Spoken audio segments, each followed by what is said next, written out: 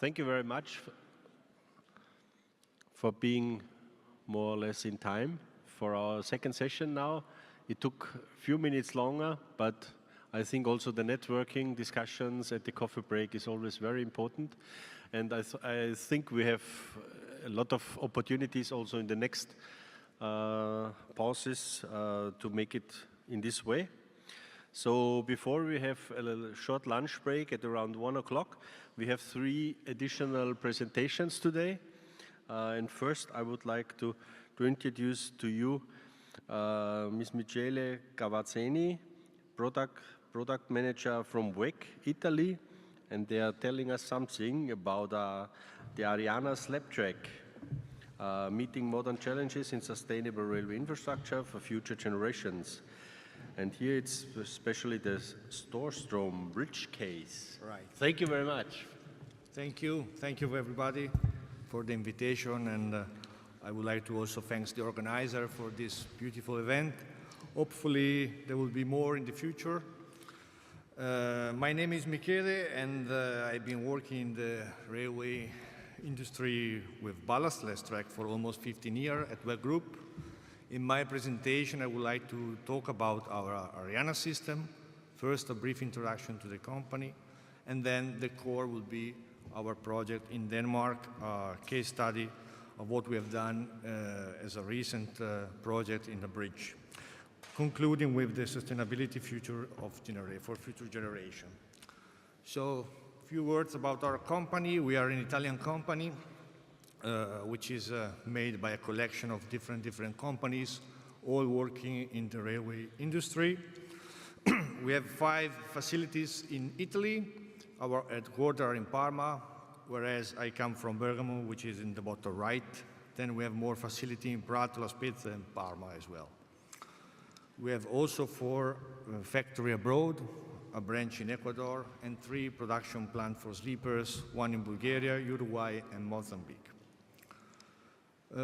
Essentially, Wegh is structured into 5 what we call business units, each of which is dedicated to a part of the railway.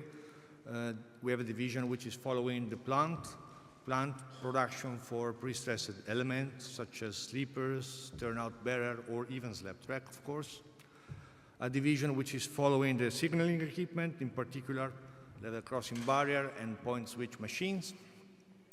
We are also involved in several greenfield projects in which we will need to install or set up a facility abroad for the production of sleepers.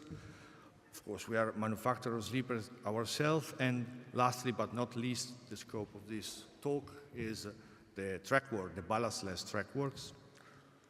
Just to give you some number, we have been involved in this slab track business for 60 years. We have built more than 200 kilometers of railway using our precast and pre-stressed slab track system Ariana, approximately 90 kilometers, 90, of metro, using different type of ballastless track system for noise vibration or finishing different type of finishes for tramway, where we built 45 kilometers of them.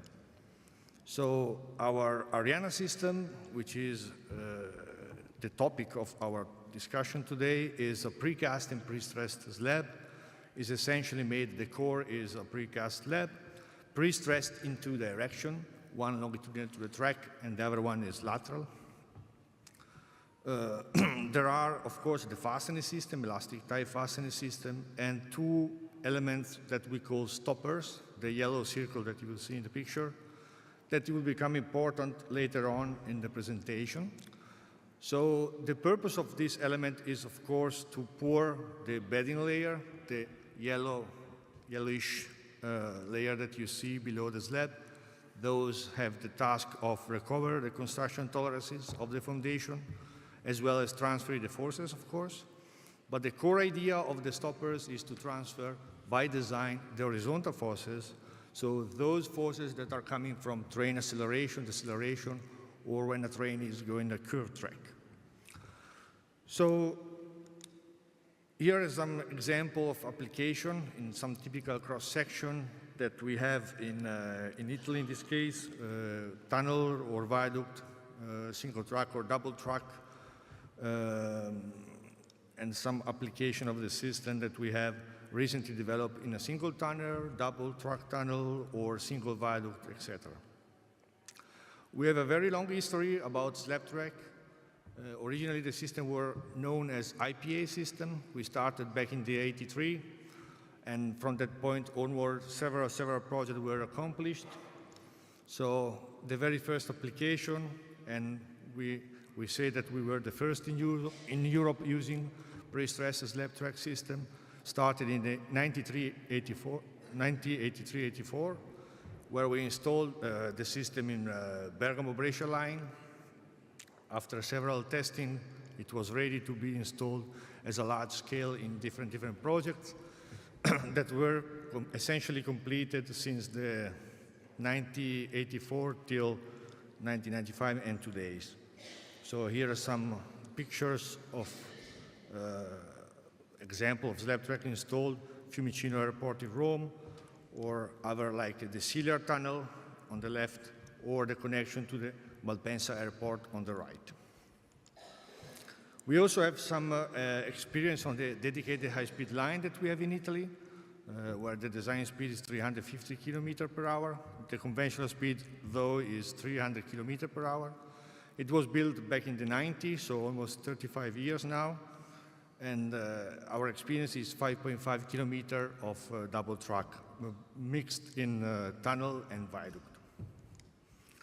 Here is a map of the application of the system that we have done.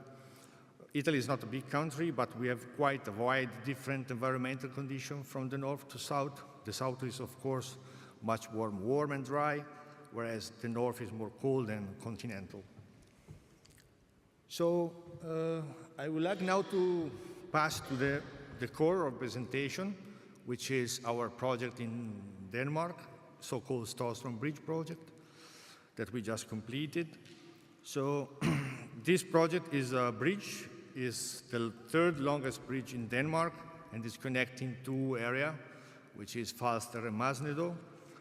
The particular part of this bridge is that is a mixed roadway and railway with a double railway line.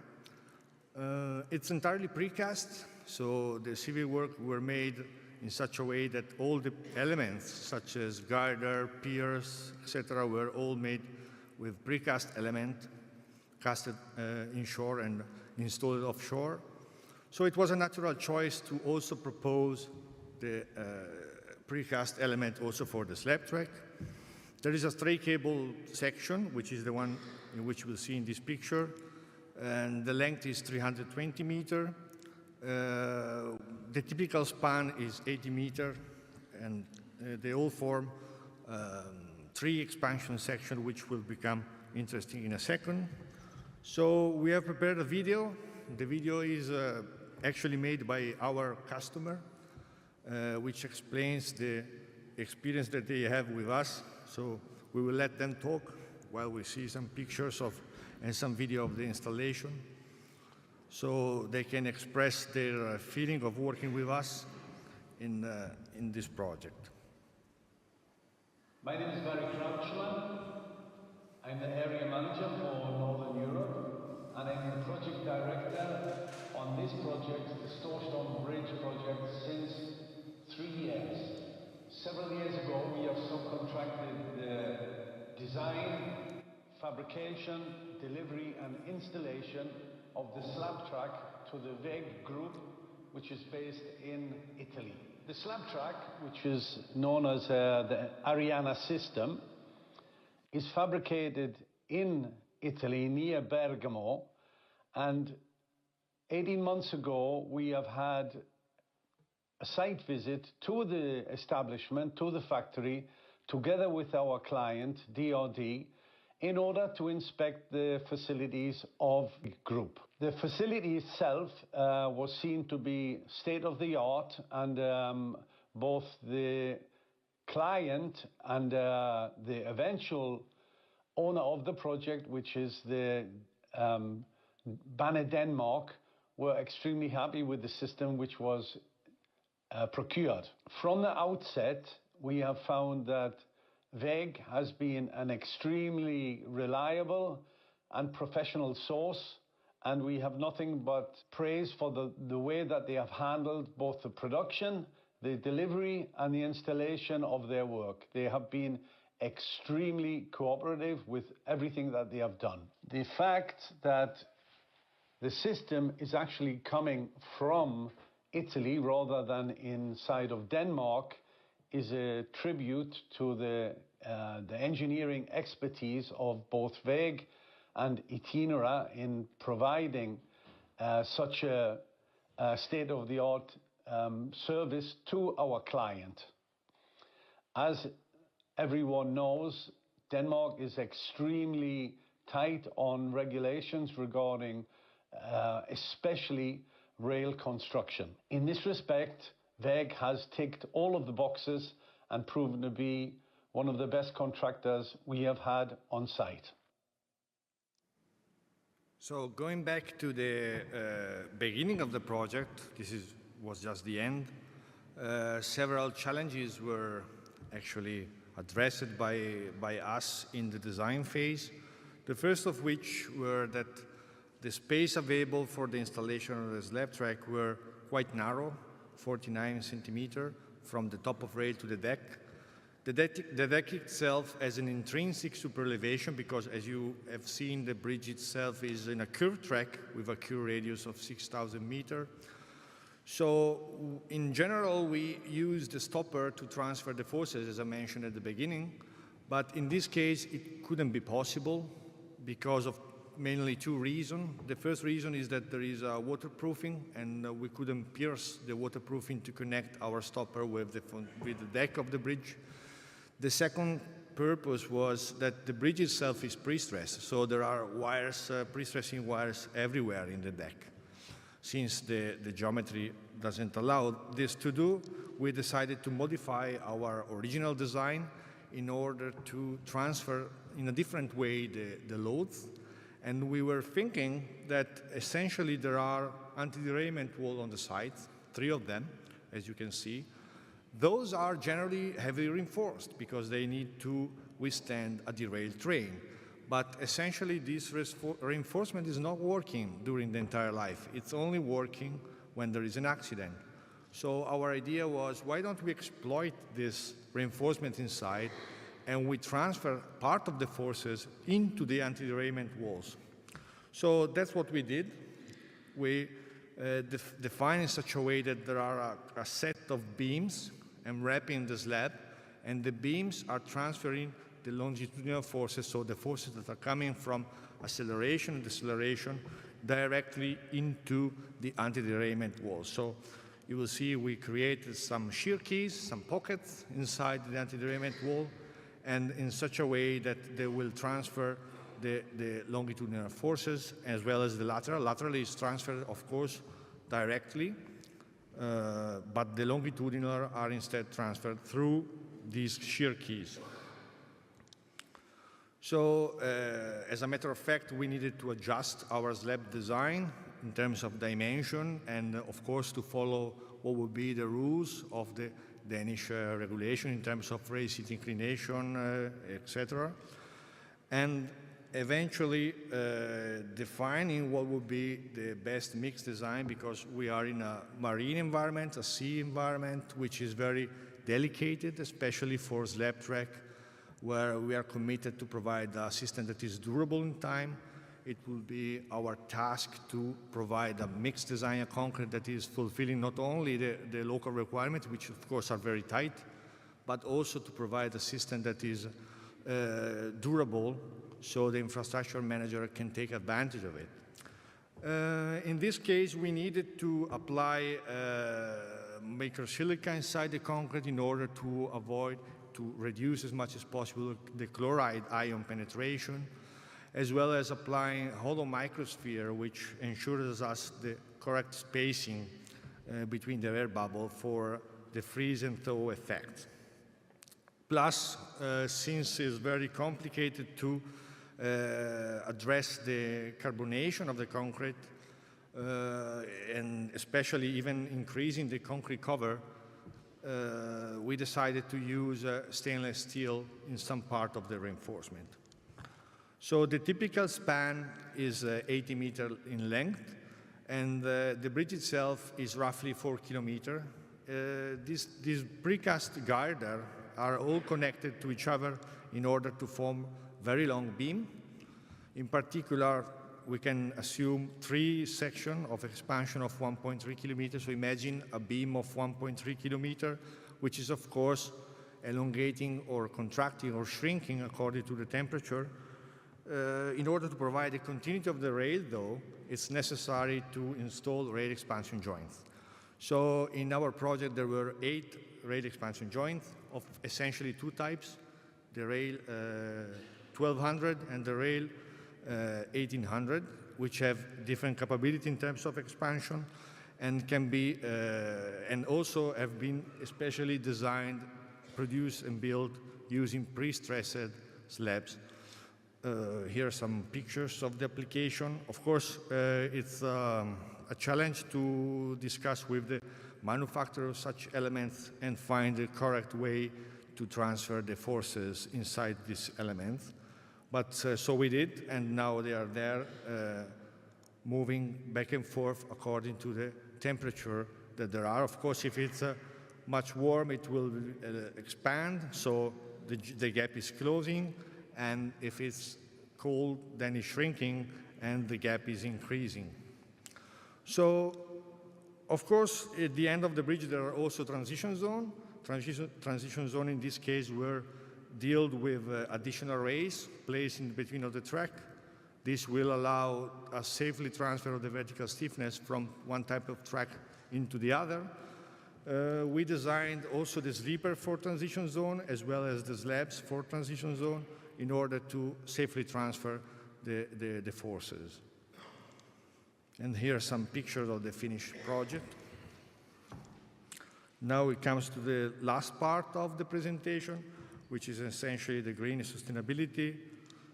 As I said, our core idea is to, in terms of the design, is to provide the longest life possible to the system, because we do believe that the essence of having a maintenance-free system is to provide the longest life. So effectively, there is a saving in terms of maintenance cost.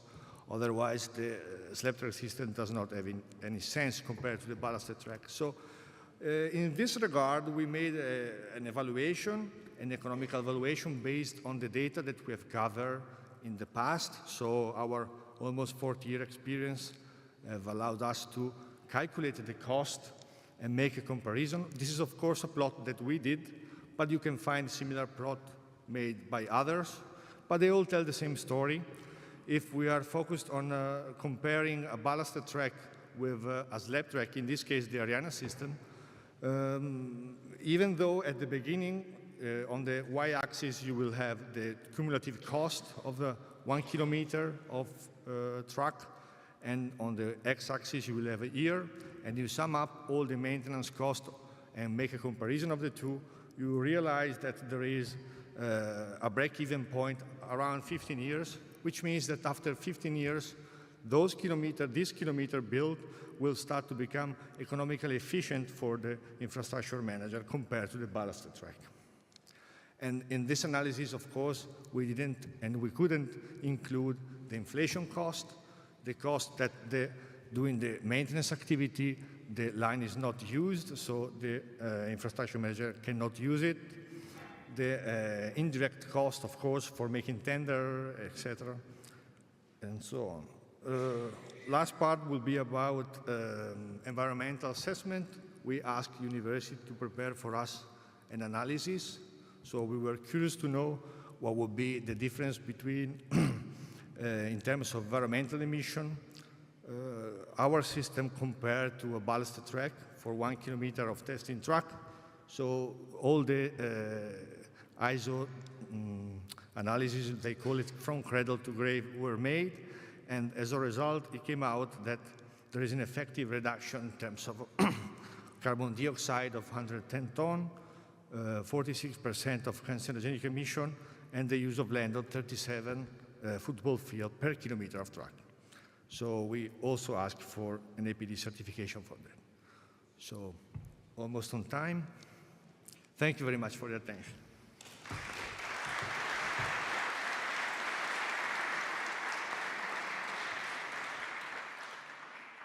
Thank you very much, Mr. Gavazzeni.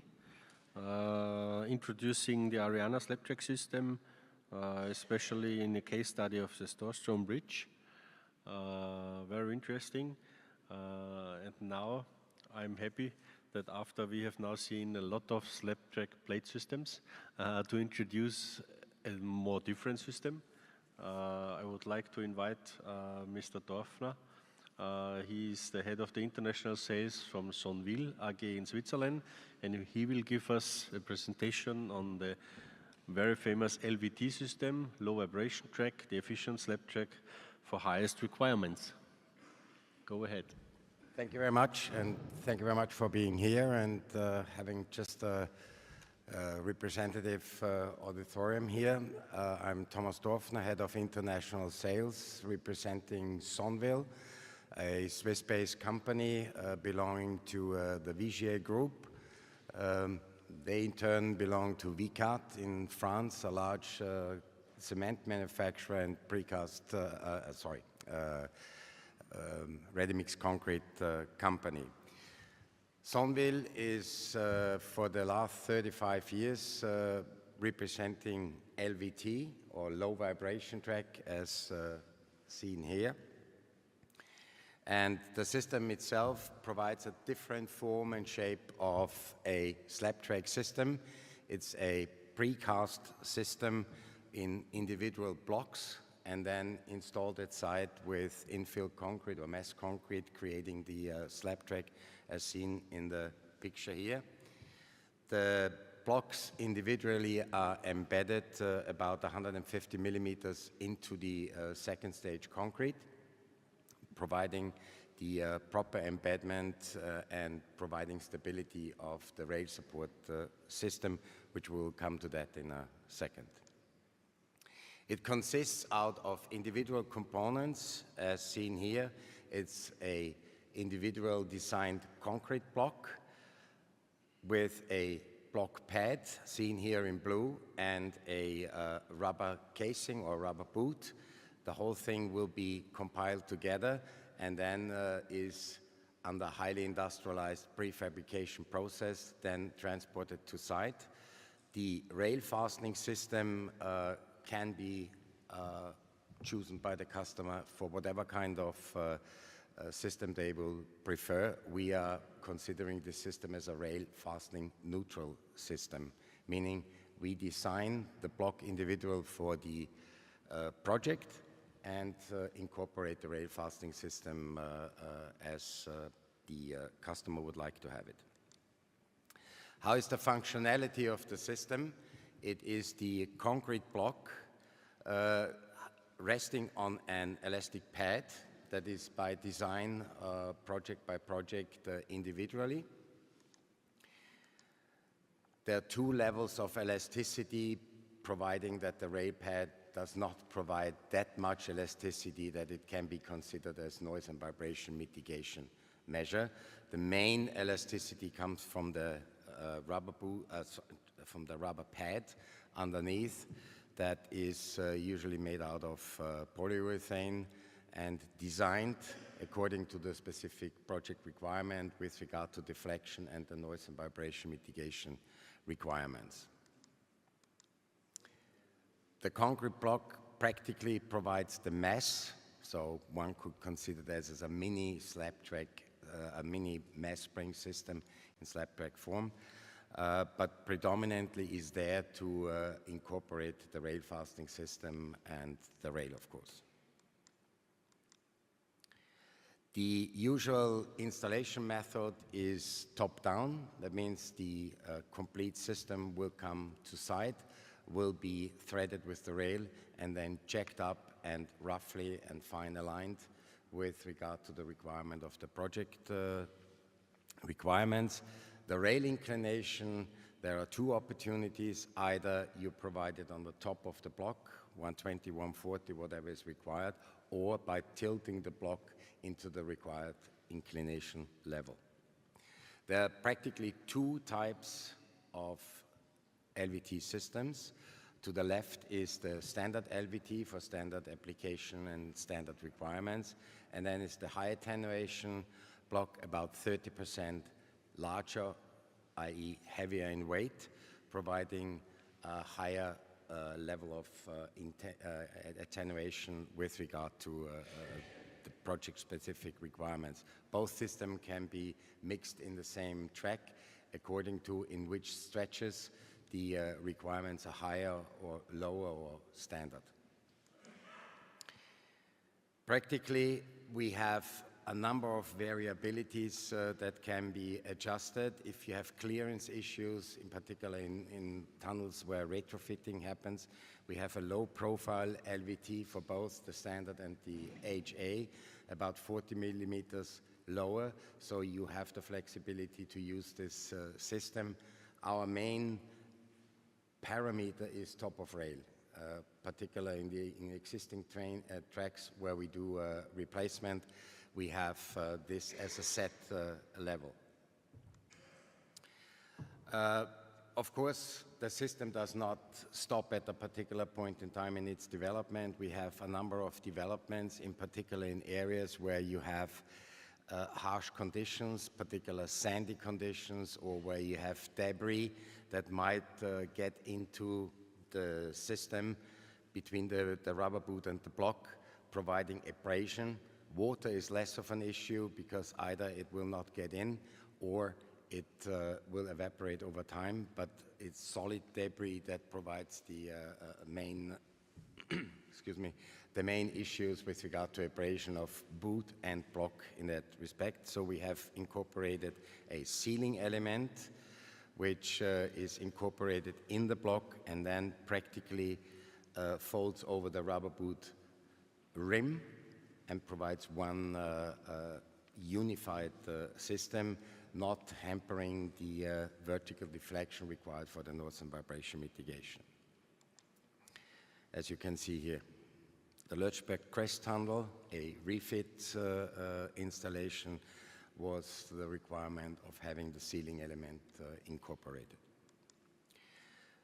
Then with regard to bridge and viaduct application, we have sort of reduced the weight to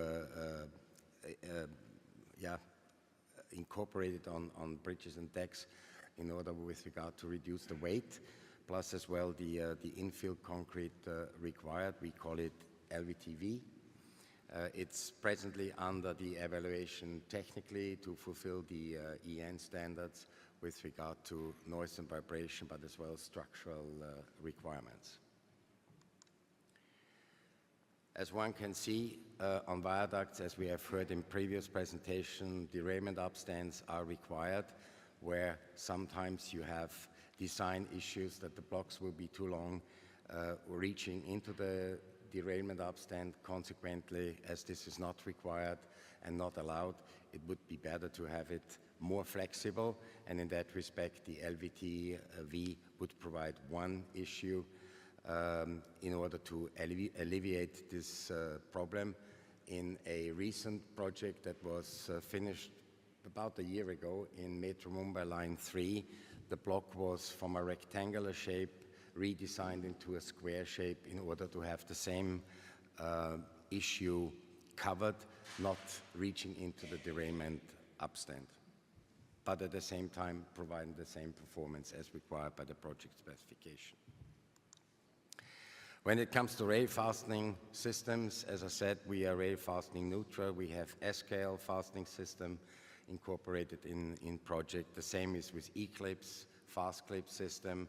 So whatever system the customer prefers can be incorporated in the design during the project design phase. The same applies for special track work, switches and crossings. Even here is we have particular blocks that will be adopted in accordance to the turnout manufacturer's coordinates given by them, and we design the blocks accordingly, and we call it then an LVT package, because as one imagine, the turnout and crossings are very individual with regard to their design. That's how it is done.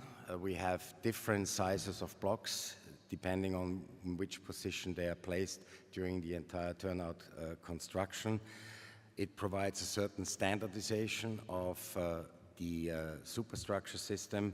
We use the top-down approach as well with regard to the installation. It has quite a long-term stability with regard to the stability of the functionality of the turnout itself. It provides a consistent track modulus because we can vary the block pad according to what is required. And because you have a uninterrupted surface, the drainage will be no hindrance as well with regard to wherever you want to apply it, with regard to sideways or in the center of the track. Well, as the British would say, the proof in the pudding is in the taste. So we can design all sorts of things, but at the end of the day, the measurement will prove whether what you have designed is then actually really happening in the track. One project we have carried out is the city tunnel in Malmö together with Romberg-Söser, and the customer required measurements afterwards in particular location. I have put the pictures there where they measured actually at the receiving end where noise and vibration will make the main issues here. As you can see here, there was one transition made. Here? There was one transition made here, but please don't ask me why there was one not made on the other side, because I don't know. It was by design. But this is the LVT high attenuation, and one can clearly see, measuring the velocity of the vibration, that there's a clear reduction in the vibration mitigation. The project requirements were at the receiving end, not at the source, 30 dBA, and a maximum velocity of 0.4 millimeters per second. And as one can see here, we have practically reached all the required levels with regard to project specification. Well, what we call as an innovation in slab track is that we have a high adaptability, as mentioned before. We do not need to be with one system serves all. We are flexible based on the standard range that is available. The high accuracy in track geometry reached by the top-down installation method, that is measured plus minus 0.5. As you're probably aware of, the longest railway tunnel in the world for the time being is the Gotthard tunnel that is equipped with the LVT standard and HA system, and the measurements taken there after the installation prior to test runs was around plus minus 0.5 millimeter. Design flexibility with regard to the size of the blocks, the installation of the block, but as well with regard to rail fastening system, and the height of the block can be adopted when and wherever required. As it is an industrially manufactured system of all components, practically, we can say that you have a high degree of precision in manufacturing, and together with the method of installation, the overall system provides a high precision installation, and that for a very long time lasting. As the system, when used and installed in the appropriate way, it is considered maintenance-free. There is not really a lot of maintenance to do other than standard rail maintenance, as for example rail grinding, but that is independent of the system anyway. One part that is pretty important is, as it is individual blocks where no metal parts are sticking out, there is no issues with stray current issues and resulting electrolytical corrosion. And we are separated with the rubber boot from the remaining track. Consequently, out of that, it proves a very reliable and safe system when it comes to stray current. The lateral resistance, because of the embedment, is proven pretty well and excellent in that respect, which results in a proper gauge control dynamically as well. And one effect is, in particular in metro applications where you have collapsible front and ends, quite often nowadays for emergency use, you have an unobstructed center of the track. That means people can escape on the track as their emergency lane. If you have an accidental damage, and I just mentioned the Gotthard tunnel, everybody has heard that about 2 years ago there was a derailment where about 7 kilometers of the track has been damaged.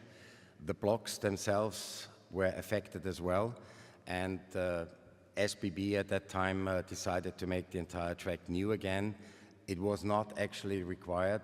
You could lift up the block as seen here on the picture with standard railway checks, and then you can either replace the entire block or individual component depending what is damaged.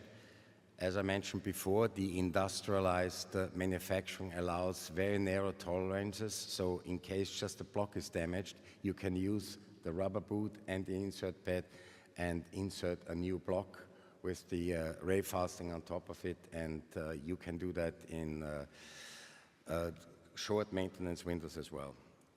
The other advantage is, as the systems are not bonded to one another, you can lift the track as seen in the picture right-hand corner and exchange, for example, individual components, or if you have differential settlements, you can shim on the block pad up to 25 millimeters without hampering the stability of the block system. So you have, including the rail fastening system, depending what system you're using, quite a good flexibility with regard to vertical adjustment.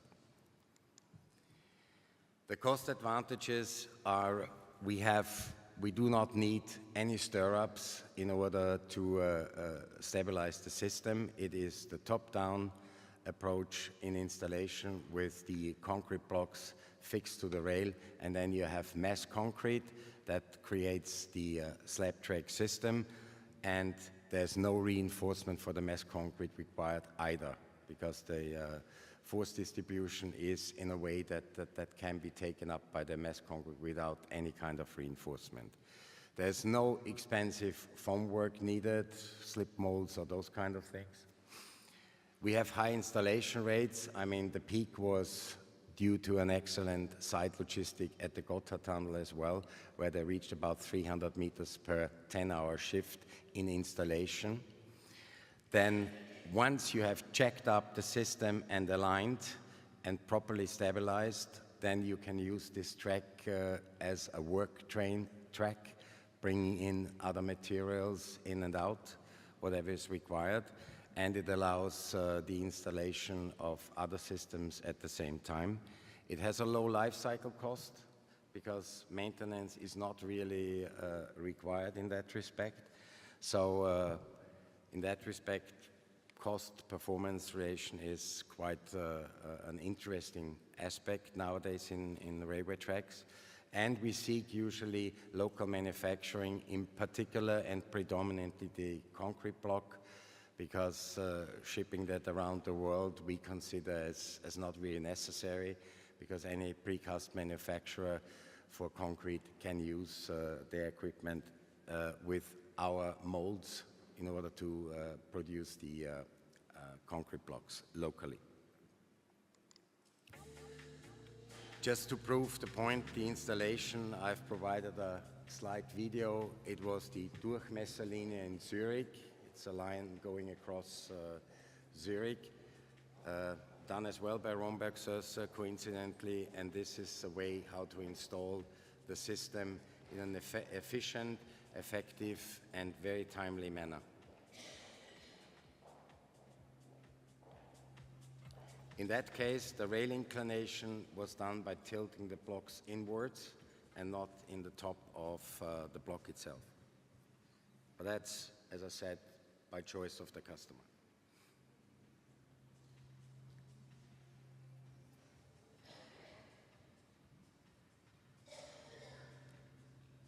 The blocks are ready for use, installed, positioned, rails are threaded in, mounted together with the rail fastening already on the block, ready for installation.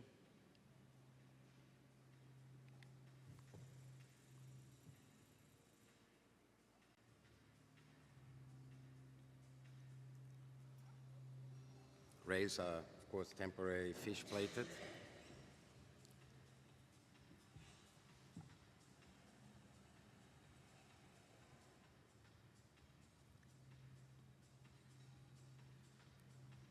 The gauge is temporarily aligned with temporary gauge bars.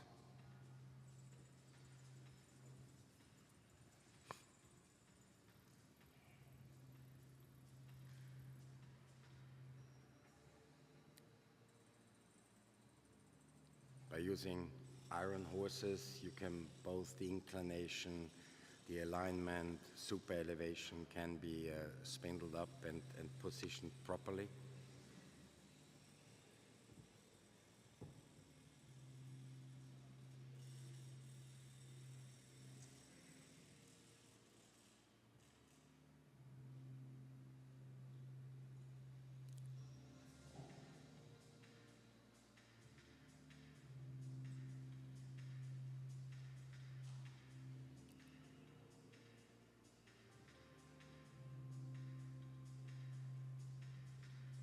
Fine alignment is done by whatever means the trackwork concrete, the trackwork concrete contractor has at hand.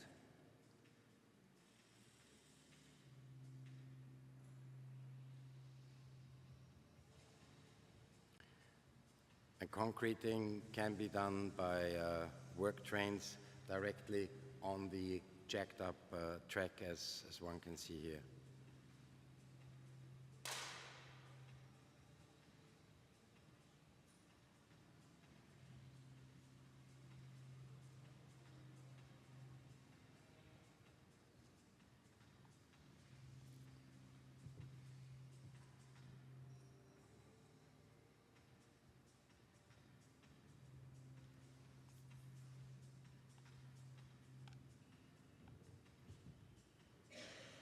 So the only real manual work is to smooth the surface to the required standards of the customers.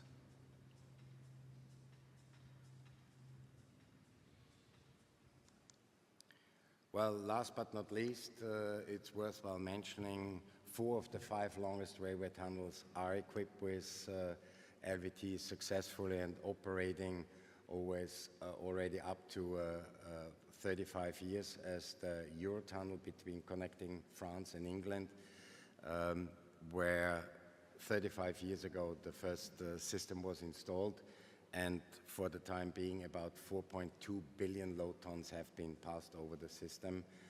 And beside a few small issues with blocks broken here and there, for whatever reason, the system still works in prime condition as set out originally about 40-45 years in the design phase. Thank you very much for your attention, and I will be available for questions afterwards.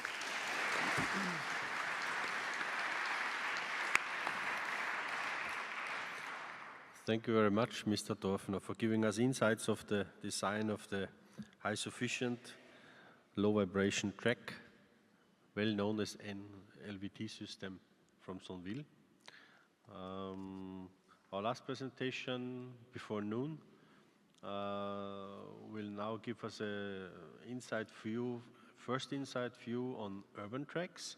So I will kindly ask Mr. Ruben Ripoll, the technical manager from Pandrol in Spain, to make his presentation on Pandrol rail fastening solutions for urban tracks, acoustic comfort and environmental care.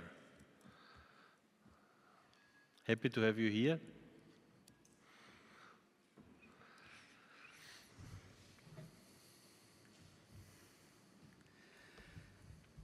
Thank you all to stay with me today. It's a privilege to share the same passion. I have seen your presentation, very interesting. I recognize experience like Mumbai, the Fast Clip in Denmark, Vanguard in Belgium, and this is only the beginning. I would like to share a different technology because we have seen a concrete technology overall. And today I came with one technology that is vulcanized plates. It's a very old-fashioned technology. It came from United States. We work in Spain overall, and now I'm the global business development to share this technology in different markets. I have been working 10 years in the Accoustic University in Barcelona. So for me, the most important is to be recognized as a good partner, be able to solve critical situations, and today we'll see some examples.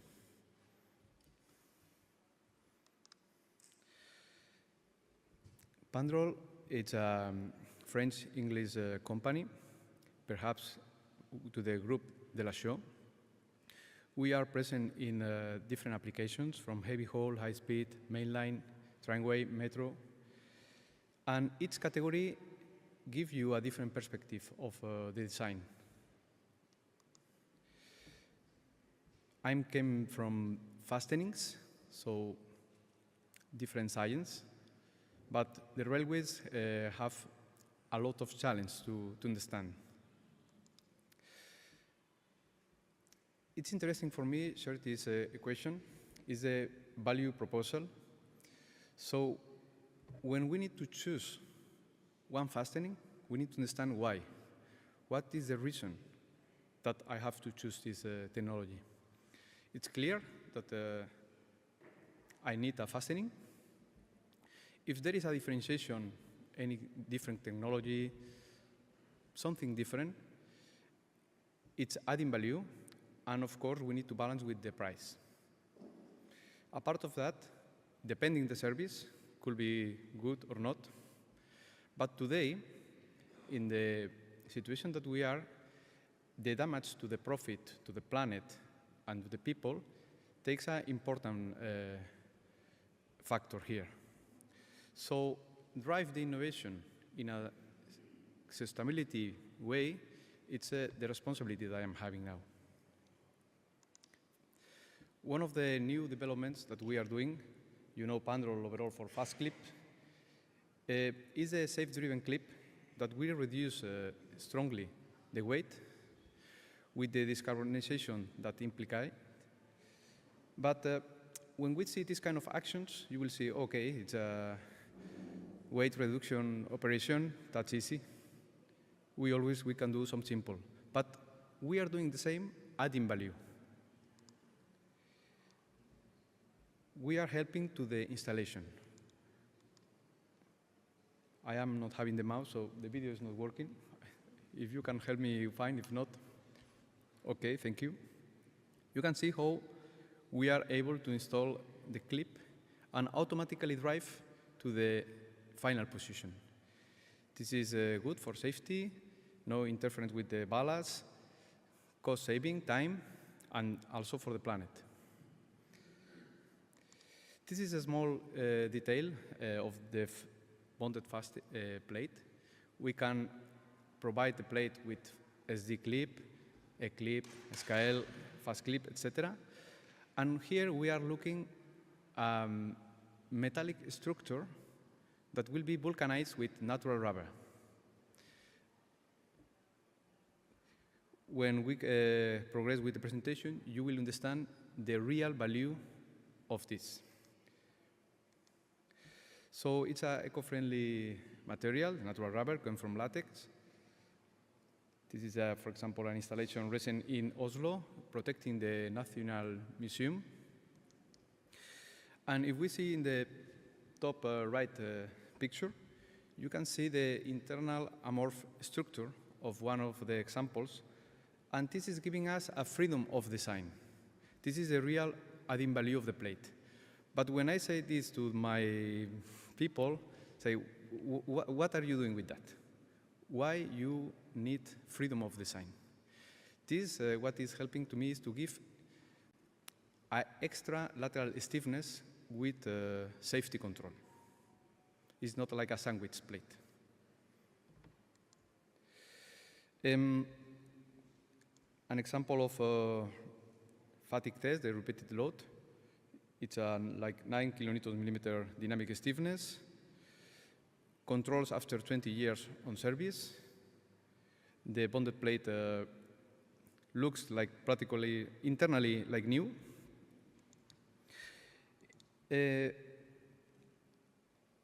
Constructor likes bonded plates because it's very easy to install. It's 13 kilograms only.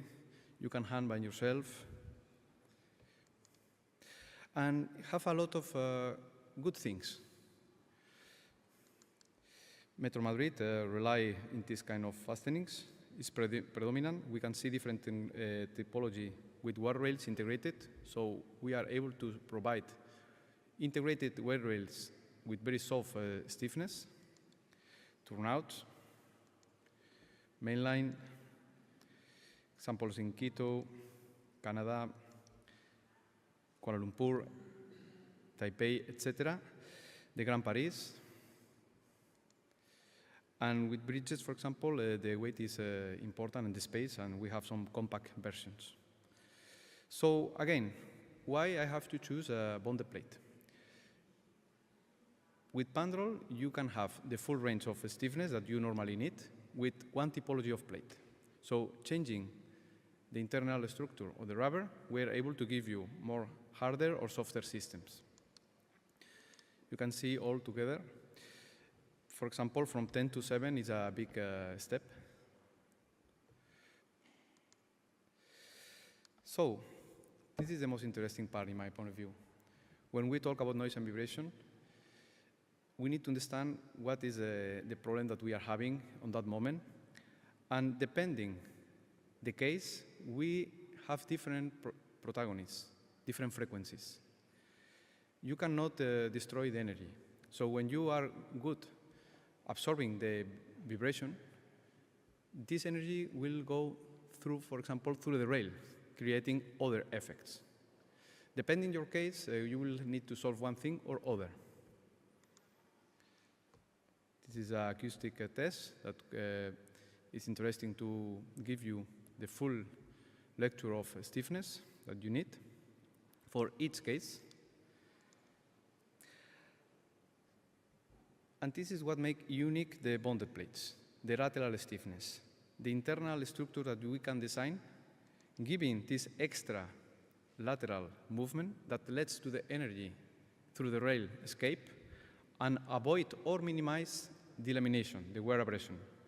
This is a complex problem that generates a lot of difficulties to the administration to solve with a lot of impact. And we can say generally, and you can correct me, that normally we can minimize with the lateral stiffness.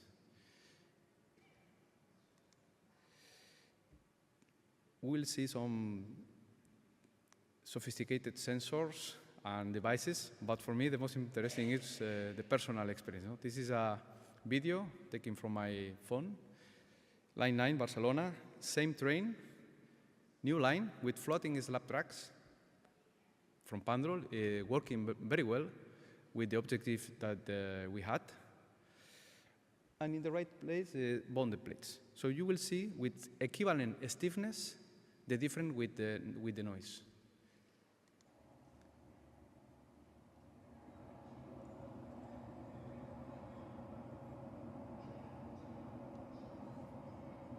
Now, the other case, with bonded plates, with the effect of the lateral stiffness, minimizing the corrugation. I don't know if we can hear only the second one. Okay. Now you feel the comfort.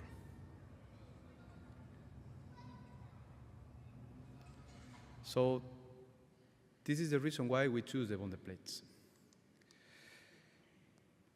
When each time we have most challenging situations, recently we solved a situation with Sagrada Familia, with the structure. You can see an example. This is a very rich area where before had not a railway in the street. So imagine the neighbors, no? the pressure. So when we see and we talk about mitigation, you can see a lot of things. And the client sometimes is loose with that. We can see or promise 30 decibels of attenuation, 20, 40. And we can see also different insertion laws, tools that we have also. The most important, and is evidence, but Pandrol can help you on that, following during all the process, is to understand the full scope of the process. Because same fastening that could works perfectly well in one situation, could not in other. Same insertion loss can give you different results on track. Just something simple to understand, the depth of the tunnel. It is not the same 25 than 40 meters. So understand what is the critical line to not cross. It's a strategical factor. Motive, for example, is one of the tools that we have to understand the full scope. And my favorite case is in line 9, where we have an intermediate deck. Consultants recommend the stiffness. We supply the stiffness that they ask for. But internally, when I was working with that, I told them, it's something mistake here. We are not simulating in the proper way. Thanks to the collaboration with the university, we prepare a second simulation because we was having a lot of problems in the line 9 with the resonance frequency. Automatically, you understand, the colleagues or competitors profit the situation, say, you have to reduce the stiffness. This is the first response that all have, reduce the stiffness. I say, be careful with that. We need to understand first the track. We need to understand the optimal stiffness. So we simulate, and we can see in the top right graphic, this is a simulation. K25 is the first installation that we did. So in case we follow the recommendations without any simulation, we finally install the K10 kilonewton millimeters stiffness, and this enter in conflict with the resonance. So it's what we told to the client. We can offer a softer system, but first you need to understand what is the critical factor. Thanks to this collaboration, studies, and communications, we finally install different system of bonded plates. It's a Vanguard, and we comply with all the objectives. So even having the solution, we prefer to understand the track and find the optimal stiffness. So this is one experience that I enjoy, helping to the administrations, to the clients, and this is for me the real value of Pandrol. Be able to be a good partner and drive a sustainable innovation. Thank you to all.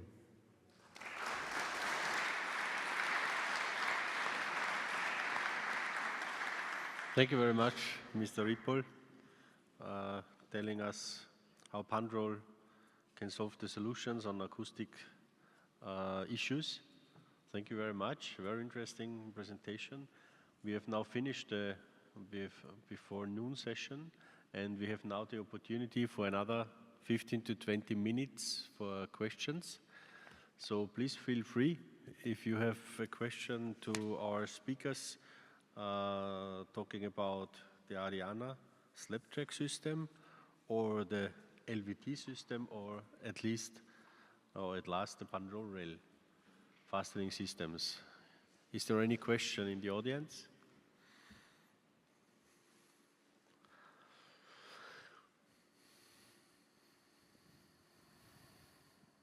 Hi, I'm Emily Salazar from Sistra. I have a question for Sonneville. Hi, how are you? As we saw in the track lane for the LVT was quite manual, let's say like that. Have you managed to lay the track in a more automatic way, let's say like that, in another project?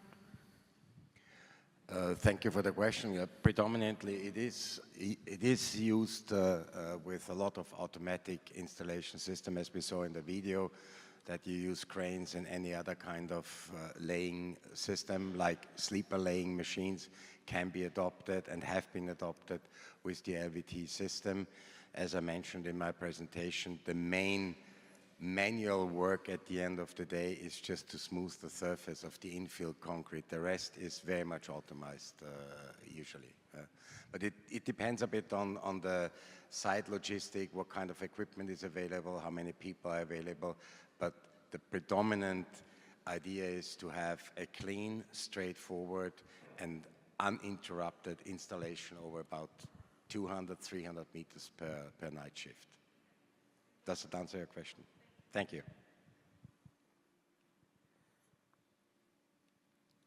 Thank you. Any other question? Everyone already hungry? There's one in the first row. So, yeah, the first question I have for Ariana. It was described a little bit the fixation with that middle component. And you are describing the forces that were treated, the lateral and from acceleration, deceleration. But what about uplifting forces? How the uplifting forces were treated? Right, thank you for the question. Essentially, I didn't have the time to enter into the details of this, but of course there were uplifting forces, especially in the rail expansion section, because of the rotation of the girder itself. Therefore, the way in which we handle it is by an integrated design with the bridge designer, and we applied some anchoring bolt, which is being placed into the abutment, because the abutment we were cast in situ, whereas the girder itself were precast. So both in the abutment and into the girder, we left some space in order to apply some anchoring bolts that will effectively transfer the uplifting forces. But actually the uplifting forces were discovered under some ultimate limit state evaluation of the trains traffic under some circumstances. Not all of them, but in order to be sure, of course, we will need to deal as a design, even if it's ultimate limit state, and we apply such element to that. Thank you. And I'll have a question for Sonneville. I did all at once. Yeah? You were talking about the turnouts and application of the boot in the turnouts. How are you treating the deflections? Are you having different stiffness of the pads, or what is the...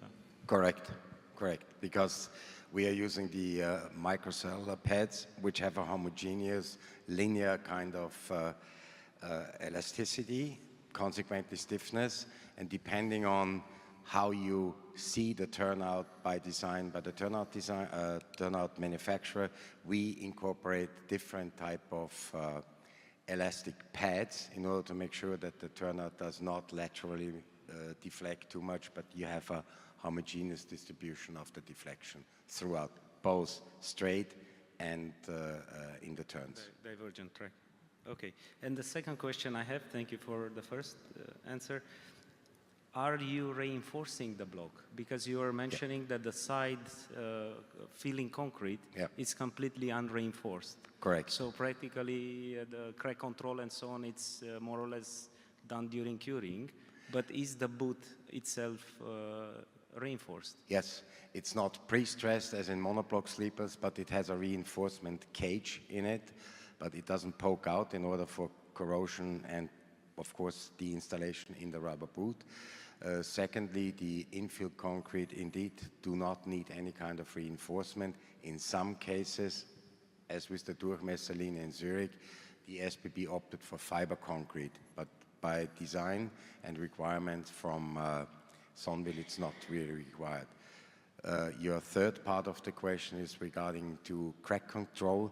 We recommend in the design, depending on what type of track system it is, crack inducers on a certain stretch every 4, 5, 10 meters, depending on, in order to alleviate any kind of cracking of the mesh concrete surrounding the blocks. Okay, thank you very much. Thank you. That's all from me. Thank you. Two more questions in the center.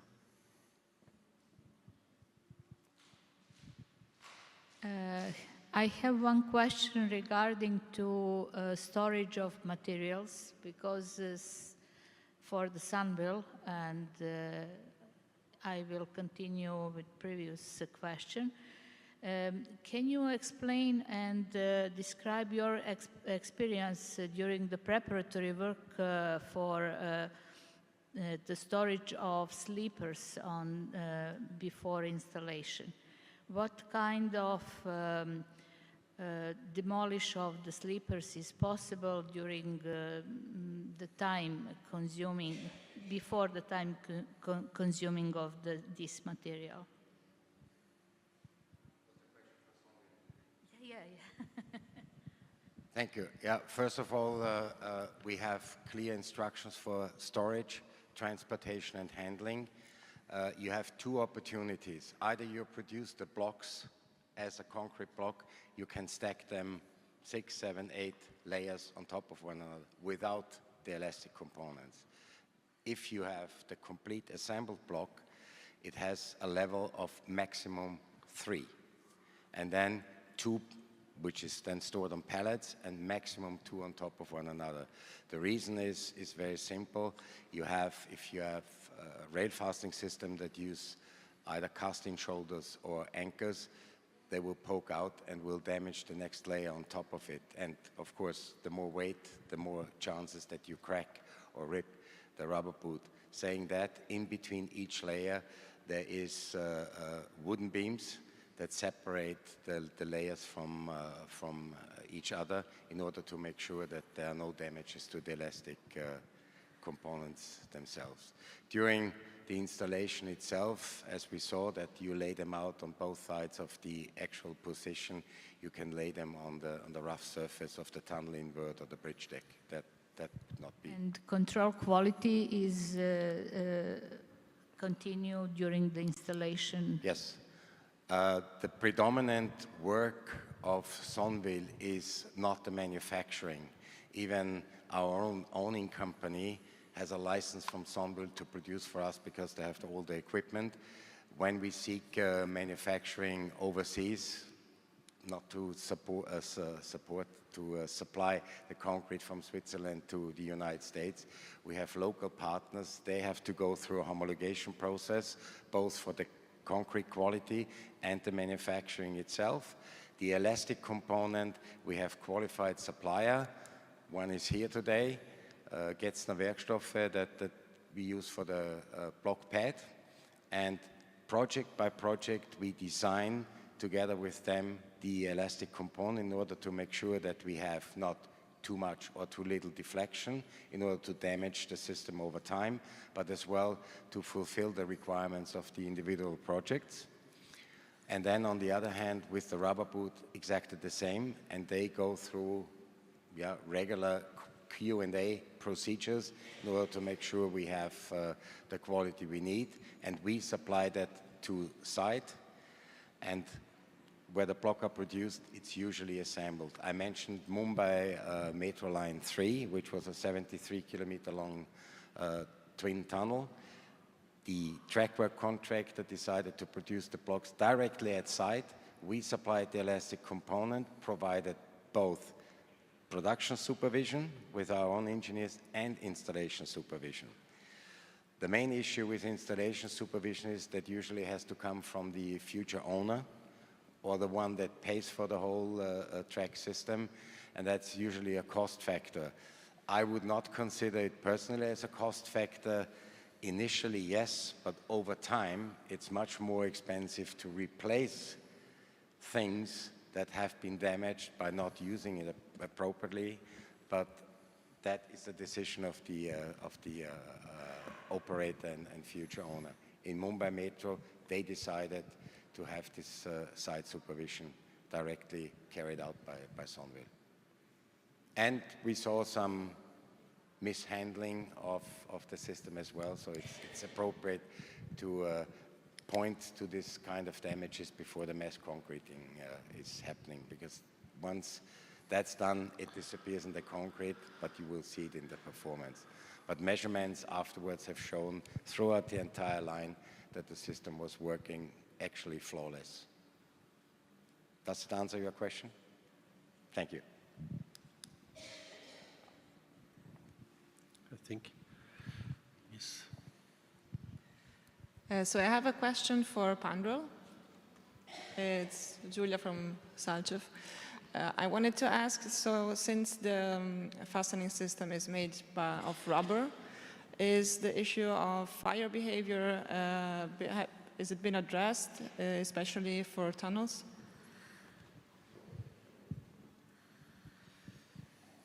Thank you for your question.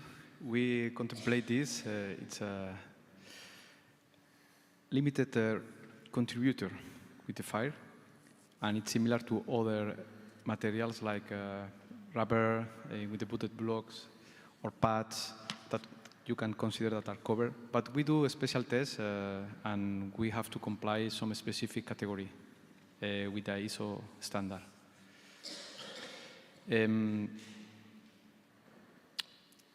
We start to consider that like 10 years ago. And it's important to raise these kind of questions, because sometimes you think that all is checked, but it's true. Sometimes it's a small detail that can change the... But we don't have issues with that. Right? We comply perfectly, and SENSEF also is checking that. Thank you.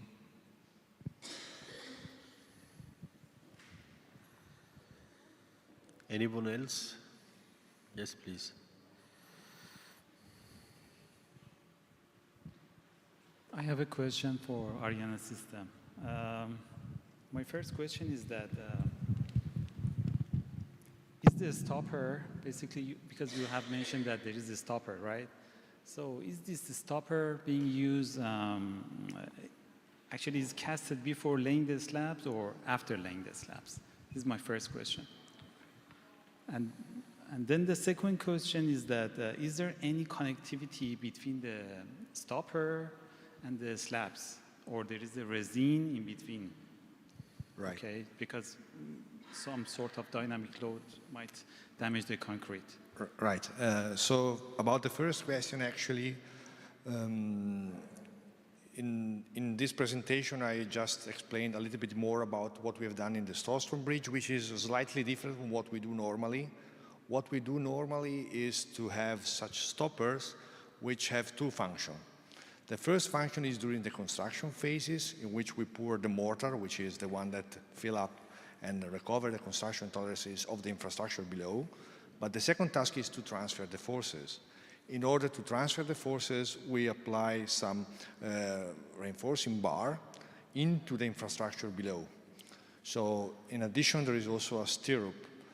Your question were about the positioning of such element, if you can do it in advance. Technically, you can do it in advance, but that will mean that you are 100% sure that when you are placing your slab, you will place precisely where you need it. So this might be some way more complicated. So what we normally do, we first lay the slab, and then we drill the position of the holes. So we are 100% sure that we do not make any mistake. But in principle, that would be a possibility to do.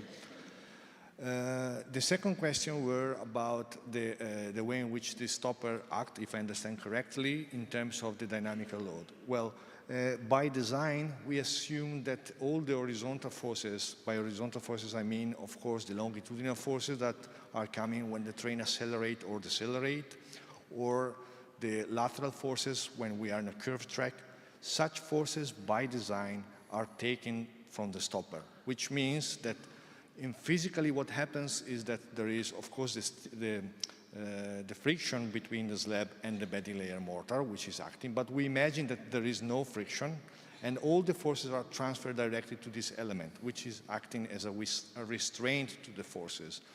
But we do not apply any material to that. It's just the bedding layer that is filling up until the level of the slab, and that makes the stopper for us. Okay? So I hope it addresses your question. Yeah, I appreciate that. Thank you. And my third question was about the adjustment of the slabs. Right. Because actually, in a way, I got my answer because you told me that the casting would be after laying the slabs. Yes. Because before laying the slabs, that anchor, RC anchor, or stopper can be used as a reference point for the adjustment of the slabs.